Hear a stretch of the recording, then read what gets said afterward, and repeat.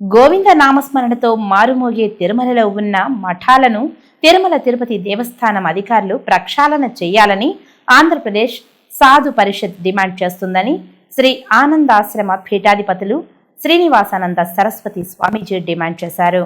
Tirupati press club లో శనివారం విలేకరుల సమావేశంలో ఆయన వివిధ పీఠాధిపతులతో కలిసి మాట్లాడారు. తిరుమలలోని మఠాలలో మఠాధిపతులు మాత్రమే ఉండాలని, అటు కాకుండా మఠాల నిర్వాహకులు మఠాలుగా ఏర్పడి తిరుమలకు వచ్చే భక్తులను నిలువునా దోచుకుంటున్నారని, పెళ్లిళ్ల పేరుతో తిరుమలలో భక్తుల నుండి స్వామివారికి చెందాల్సిన ధనాన్ని పక్కదారి పట్టిస్తున్నారని ఆరోపించారు.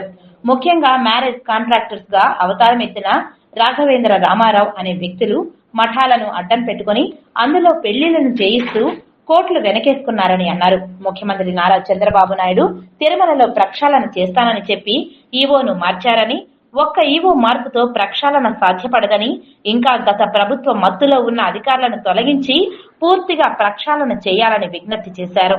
తిరుమలలో నిబంధనలను అతిక్రమించి వాగు స్థలాలను ఆక్రమించి నిర్మాణం చేసిన విశాఖ శారద పీఠాన్ని తక్షణమే సీజ్ చేయాలని, భక్తుల భద్రత దృష్ట్యా టీటీడీ అధికారులు వెంటనే చర్యలు తీసుకోవాలని కోరారు. ఈ విలేకరుల సమావేశంలో వివిధ పీఠాధిపతులు, స్వామీజీలు పాల్గొన్నారు. ప్రతి హిందూ, ప్రతి భక్తువు కూడా ఆనందంగా ఉండాలని కోరుకుంటూ తరతరాలు యుగాలైన వెంకటేశ్వర స్వామి కీర్తి ప్రతిష్టలు దిగదిగాంతాలు వ్యాప్తి చెందాలి తప్ప మచ్చ అనేది ఆయనకి రాకూడదు. విశాఖ శారదాపీఠం చేసినటువంటి తప్పిదాలు వెంకటేశ్వర స్వామి పైన పడకూడదు. రేపు భక్తులకి ఏదైనా ప్రమాదం జరిగితే అది వెంకటేశ్వర స్వామికి అంటకూడదనేటువంటి కృత నిశ్చయంతో ఆ వెంకటేశ్వర స్వామి సంకల్పంగా ఆయన ఆదేశంగా మేము భావించి తిరుమల నిన్న సందర్శించి ఈ జరుగుతున్నటువంటి ఆ దుర్మార్గపు కార్యక్రమాలను వెలుగులోకి మీడియా మిత్రుల సహాయం ద్వారా చూపించడం జరిగింది. కాబట్టి కళ్ళు తెరవండి టీటీడీ అధికారులు. ఎప్పటికైనా మించిపోయింది లేదు. రానున్నది వర్షాకాలం. ఈ వర్షాకాలంలో ఉధృతమైన వర్షాలు పడితే ఈ మధ్యనే వారు పైకి 6-7 అంతస్తులు నిర్మాణాలు చేపట్టడం జరిగింది. దానిపైన అత్యంత బరువుతో పెద్ద పెద్ద ట్యాంకులు కూడా వాటర్ ట్యాంకుల నిర్మాణం జరిపించడం జరిగింది. రానుండేటువంటి వర్షాకాలంలో టీటీడీ అధికారులు కళ్ళు తెరవకపోతే బోరున వర్షాలు పడితే తప్పనిసరిగా వాగు కొట్టుకుపోతుంది, ఆ గ్రావెల్ కొట్టుకుపోతుంది.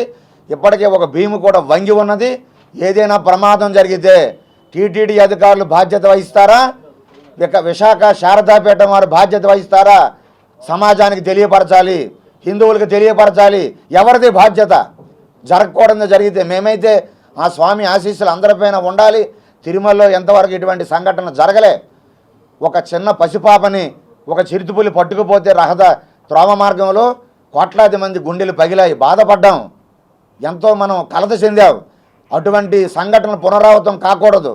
ప్రకృతి వైపరీత్యాలు వస్తే మనం చూసాం. కేదార్ వరదలు వచ్చేటప్పుడు ఆ కేదార్లో ఉండేటువంటి ఆ వాగుల్లో కూడా వంకల్లో కూడా అక్రమ కట్టడాలు కట్టబట్టి ఏమైంది? ఒక్కసారి వరద నీరు కిందకి వెళ్ళడానికి అవకాశం లేక మొత్తం కొట్టుకుపోయింది.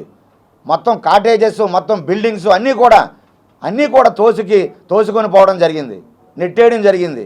ఇలాంటి ప్రమాదం తిరుమలలో కూడా సంభవించకూడదని ఆ వెంకటేశ్వర స్వామి పాదాల సాక్షిగా మేము కోరుతున్నాం. కాబట్టి వెంటనే అధికారులు కళ్ళు తెరిచి వర్షాకాలం ఏదైతే మనకు వస్తున్నదో వెంటనే తక్షణమే దాన్ని సీజ్ చేసి ఆ అక్రమ కట్టడాల్ని మీరు తప్పనిసరిగా తొలగించాలి. లేకపోతే భవిష్యత్తులో ప్రమాదానికి గురి అయ్యే ప్రమాదం ఉన్నది.